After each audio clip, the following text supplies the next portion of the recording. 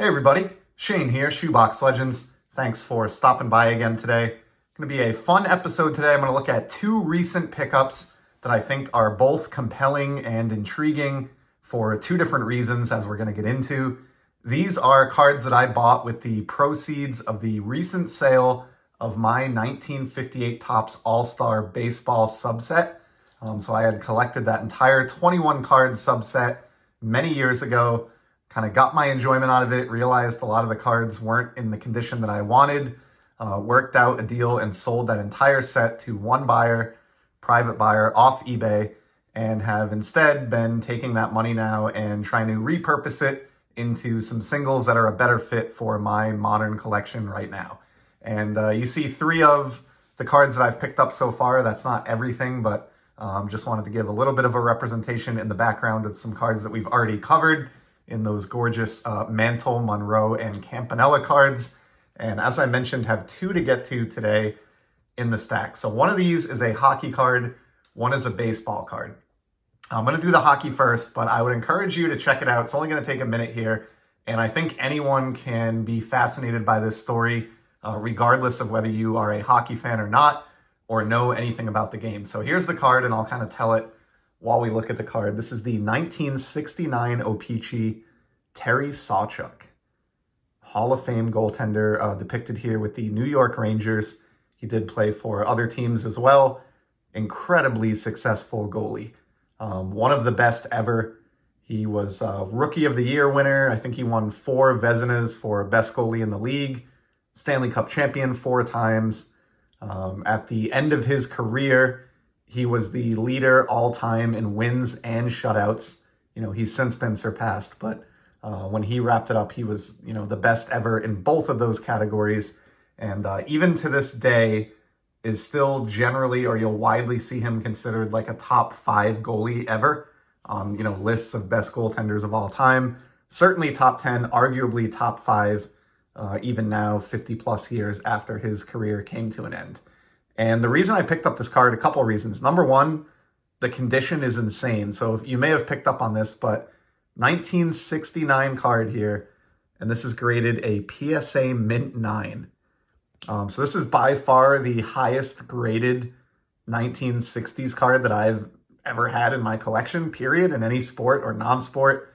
I just don't tend to pay the money that it takes to own something this high quality. I would probably collect like 4s and 5s and 6s with good centering. But in this case, I stumbled upon this card and I was shocked at the price that it was going to end at. It was at auction for this PSA 9. So everything worked out, had the funds from that sale and decided to go for it and add what will certainly be the nicest condition 1960s card that I own to my collection. Here's a look at the glorious back. And this is O-Pee-Chee as well, not Topps.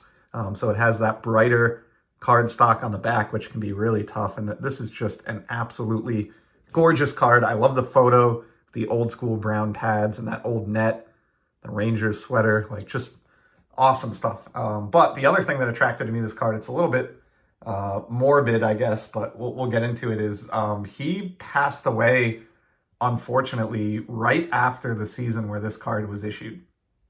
So he and his teammate, whose card I have as well from the Topps version of this set, Ron Stewart, teammates on the Rangers. They were living together.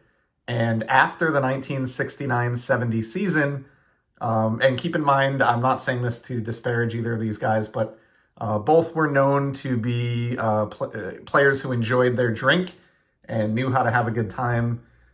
They got in an altercation as roommates, some type of a physical fight. And the details obviously will always remain a mystery, the exact details, but Sawchuk was injured badly in that event.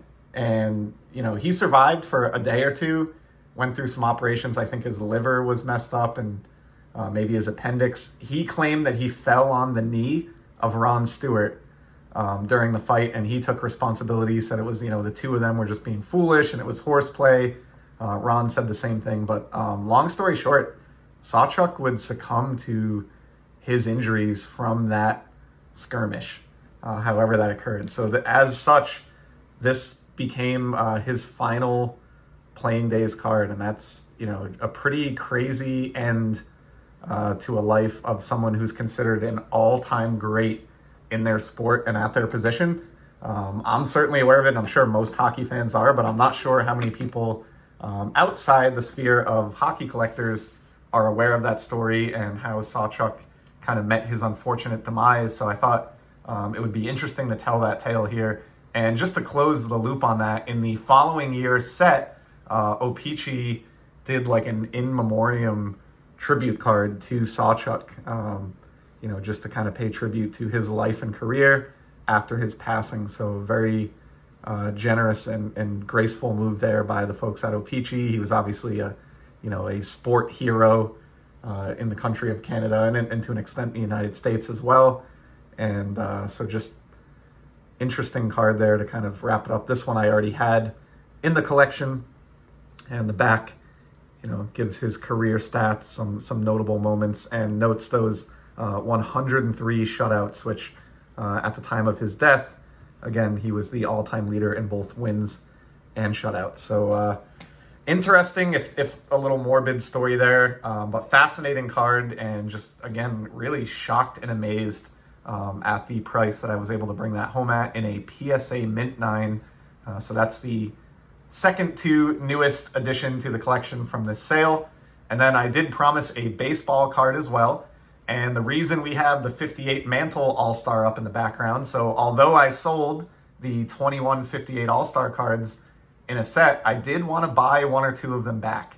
It's not that I don't like those cards, I do. It's just the condition of the ones I had didn't really meet my eye appeal test for the way that I'm collecting now 15 years later. So moved along, but I rebought that Mantle back, and that was a condition that I made, sort of a deal that I made to myself in my own mind, that if I was going to go forward with the sale, I was going to replace that Mantle because I didn't want to lose that card as a result of this transaction. Well, there was a card on the National League side that I felt the same way about, which have the famous blue background, and I was able to snag a replacement copy of that as well. The great Stan Musial on the 1958 Topps All-Star set. That blue background again for the NL guys compared to the red for the AL. This is a gorgeous card. Most probably know the significance of this or why I wanted to replace this. The copy that I sold in my set was fairly well off-centered, enough so that it bothered me. Found this PSA 5 with amazing centering for a very, very good deal. Snatched it up. The two reasons that I love it and that most do, number one, the image on here of the smiling Stan is just fantastic. And it's an iconic card, being the first ever All-Star subset from Topps. I appreciate that. It's the whole reason I collected the set to begin with. And number two, as most know or many know, this is Stan's first ever Topps card. So although he had been playing for a long time, by the time 1958 Topps rolled around, in the early part of his career, he was represented on Leaf and Bowman cards only. And so he never made a Topps flagship baseball set in any year until 1958. And he didn't get a base card that year, but he did get, at the end of the checklist, the All-Star card. So here's a look at the back. Nice clean back as well. I don't know why this is a 5. I don't analyze my cards once they come in. They look great to me. I've already paid for them. I don't really scrutinize. I'm just really happy to have this. I think it looks gorgeous, slabbed up, and just happy to have, after a short gap there, Stan's first ever Topps card back in my collection again. And just like with the Mickey Mantle, an example that I'm actually happier with than the higher graded PSA 6 that I gave up in my sale. So this is just another case of me downgrading the cards in my collection as far as numerical value, while simultaneously improving their overall visual appeal and giving myself hobby funds, to pursue other cards like this Terry Sawchuk. So that's a wrap for today. Just those two to share with you. Again, truly appreciate you stopping by to spend a little of your valuable time with me here on the channel. I'll be back in the very near future. And until then, stay safe and continue to enjoy the hobby, everybody. Take care.